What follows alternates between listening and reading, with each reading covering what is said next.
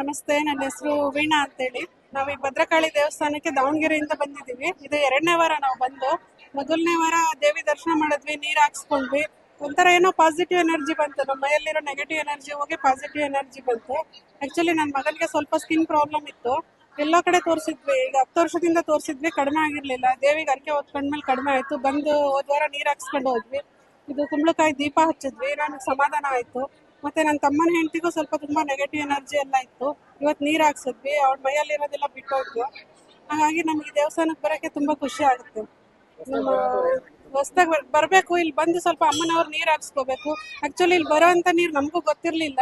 ಶಾಸ್ತ್ರಿಗಳು ಹೇಳಿದ್ರು, ಅಮ್ಮನವ್ರದ್ದು ಅಭಿಷೇಕ ಆಗುತ್ತಲ್ವಾ ಹಳದಿ ನೀರು, ಆ ನೀರನ್ನ ನಮಗೆ ಹಾಕ್ತಾರೆ.